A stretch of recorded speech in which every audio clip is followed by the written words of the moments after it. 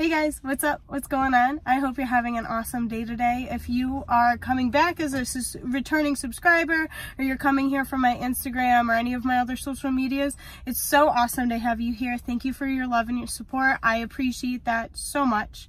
But with that being said, this is going to be a really hard video to film. I have not been myself lately. I haven't posted on YouTube since this happened.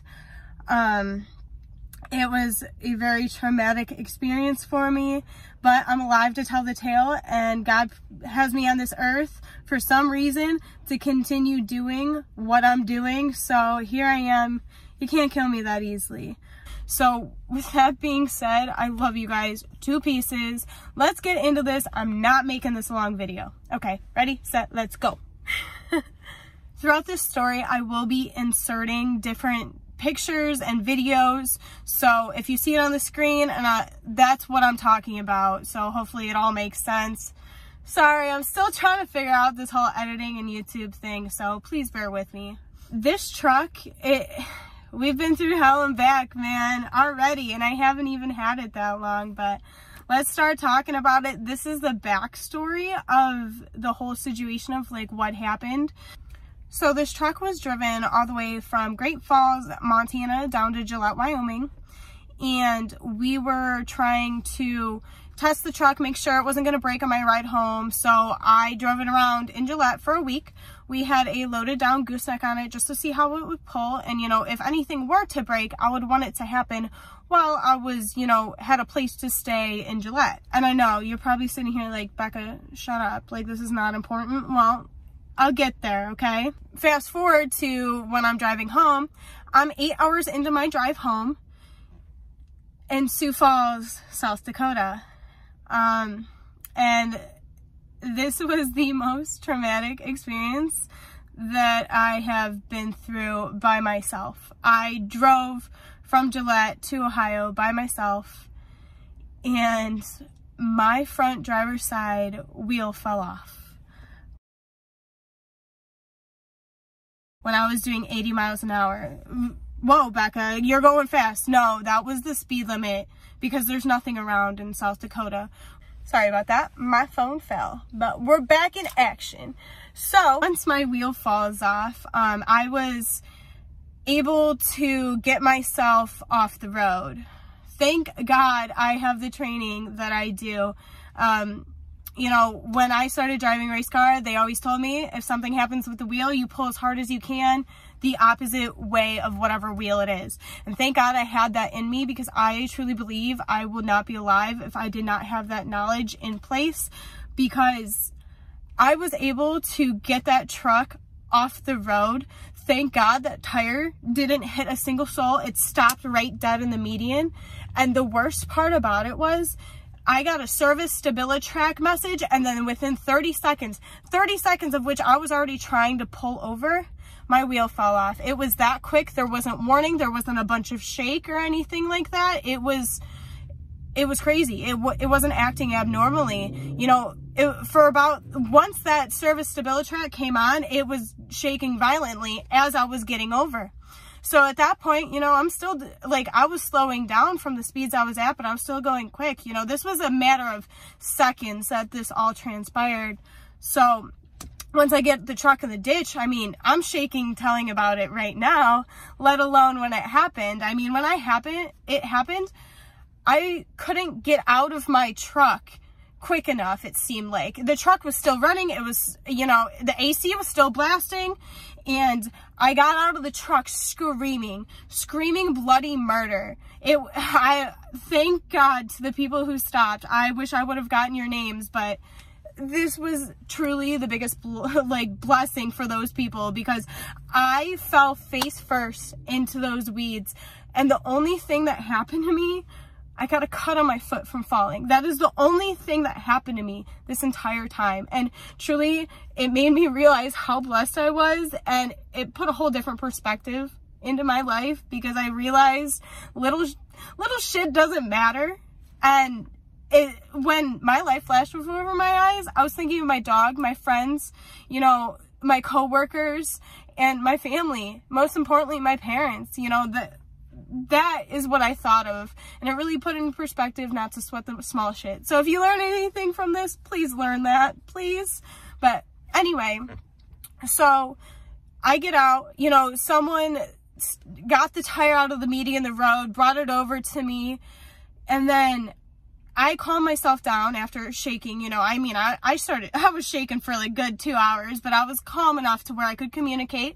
There was, within 10 minutes, there's already a state highway on patrol on the route, so. Okay, sorry about that. I had to take a quick second.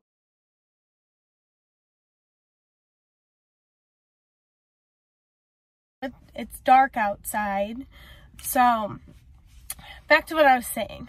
Okay, so after that, it was a huge cluster with like towing companies and everything else, and there was a whole different experience, but I'm gonna put a timestamp to jump ahead of that if you don't want to listen to that and you just want to get to the good juicy part, because if you thought that was like the best part about the story, you're wrong. We're gonna keep going here. So whatever this is the timestamp. Okay, got it. Good, Gucci. Okay, so for you guys still listening to this clip, what happened after that, I actually had someone who had family, the exit that I broke down, and meanwhile, this is like middle of nowhere, South Dakota, like absolutely nowhere.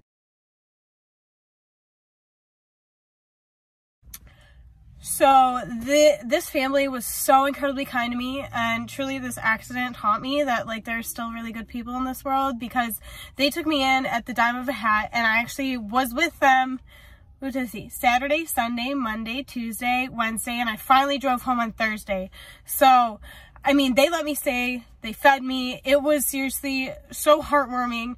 They were so awesome, and I just wanted to say, I highly doubt they're ever going to see this, but if you guys do see this, I love you guys. You're now my, like, second family. Like I said that before, you guys are awesome.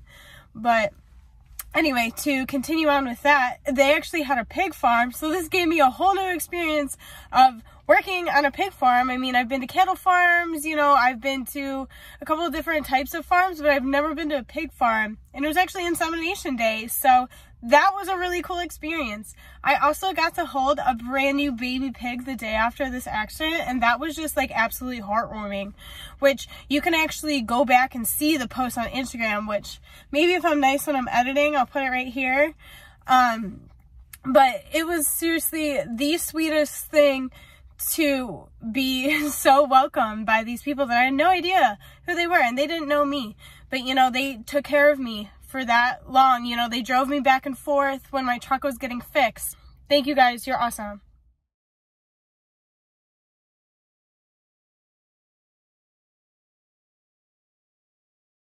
So when I looked at the wheel more, I saw that there was a stud still stuck in the wheel.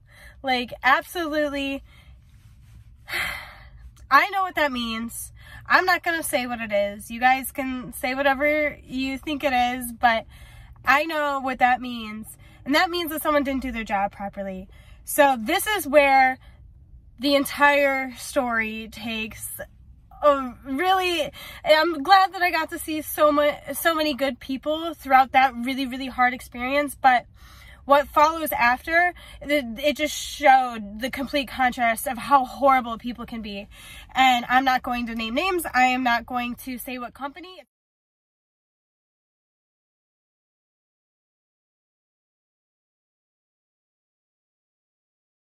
So when I got home, me and my parents sat down and called the shop that I bought this truck from, and we told them what happened.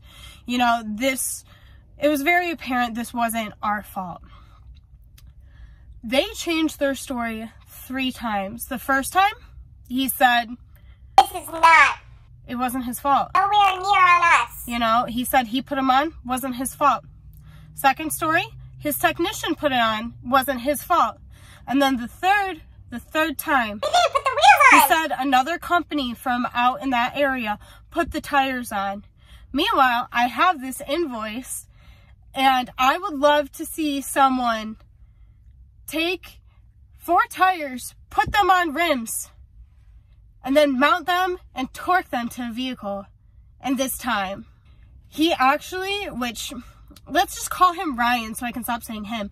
So Ryan was speaking with my mom at this point because I was furious. I was full of rage, and I did not want to be the one to lose my cool on the phone. So I had my mom, you know, speak with him and talk with him, and she got nothing but disrespected in the entire phone call. The way Ryan handled this situation was so extremely unprofessional. Say you're sorry. Say you're belittling me. You're telling me I don't care about my customers? Do you want the receipt or not? Like the receipt, please, sir. Say you're sorry. Tell me you're sorry for belittling me, or you don't get it. Belittling you? No, sir, I did not. If you're gonna be mean to me, you don't get the receipt. It's a fucking wheel falling off your daughter's truck. I'm thankful we didn't put the tires on, so this is really, like, awesome. I don't have to deal with this. So our experience with Ryan was obviously not a good one. He lied to us. He told us different stories. And then on top of it, he was more ecstatic about the fact that he was able to put the blame on someone else than actually take some sort of a blame and say, hey, you know, I might have had a fault in this. I'm so sorry. And not to mention, on top of it, he sounded more ecstatic about hearing that he was able to find an out than he cared about, you know, say, he never once said, thank God you're alive still. Like, oh, okay. Shit. Okay, sorry. Apparently I was talking too long and all my lights shut off.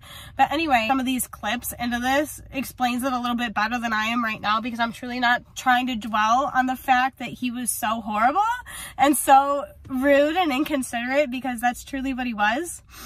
So with that being said, Ryan, I told you, you were going to hear about my name again. So here it is. You know what? You really could have stepped up, and you really could have at least been a decent person about this, but I hope you're happy. Like, I truly hope you're happy about this, because here we are. Here we are, buddy. She trusted you folks. You can't blame me about this. It's not my fault.